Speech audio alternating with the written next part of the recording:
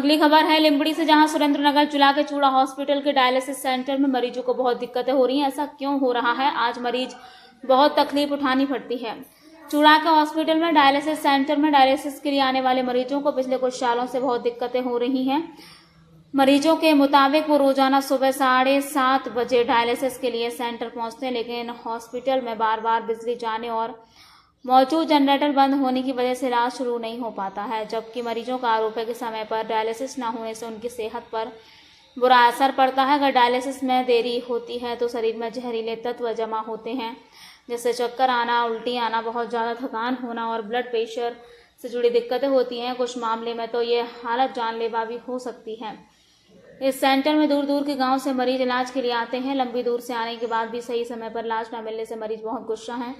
मरीजों ने कहा कि उन्हें हॉस्पिटल एडमिनिस्ट्रेशन को कई बार लिखकर और बोलकर बताया गया, लेकिन आज तक इस समस्या का कोई पक्का हल नहीं निकला।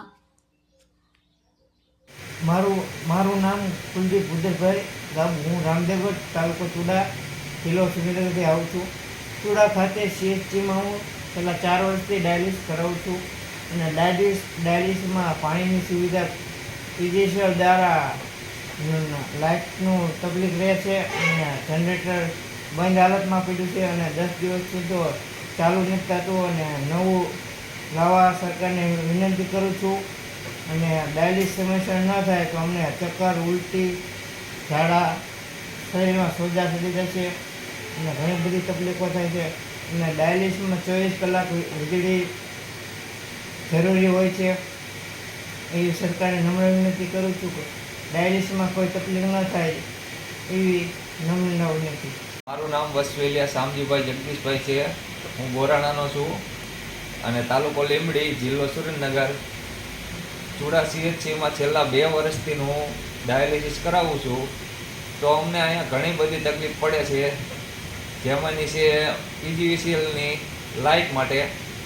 લાઇટ ગમે ત્યારે આવે છે અને ગમે ત્યારે જાય છે, તો એના માટે બેકઅપ માટે જનરેટર છે, પણ જનરેટર તે પૂરતો પાવર નથી મળતો અને છેલ્લા 10-15 દિવસથી તો સાવ બંધ હાલતમાં જ છે।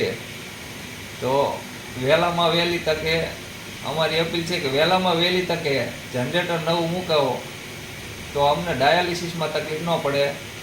ડાયાલિસિસમાં અમને પૂરતું ડાયાલિસિસ ન થાય એટલે કદાચ શરીરમાં હાઈ BPની સમસ્યા આવે છે, પાણી વધી જાય, સોજા આવે, વોમિટ થાય, એવી ઘણી બધી તકલીફો થાય ટૂંકમાં। તો એની જવાબદારી કોણ લે છે? એના માટે સરકારશ્રીને અપીલ છે કે વહેલામાં વહેલી તકે જનરેટર નવું મૂકાવો અને પાણીની થોડીક સમસ્યા છે અને પાણીની સમસ્યા પણ હલ કરી આપો એના માટે। અને PGCLની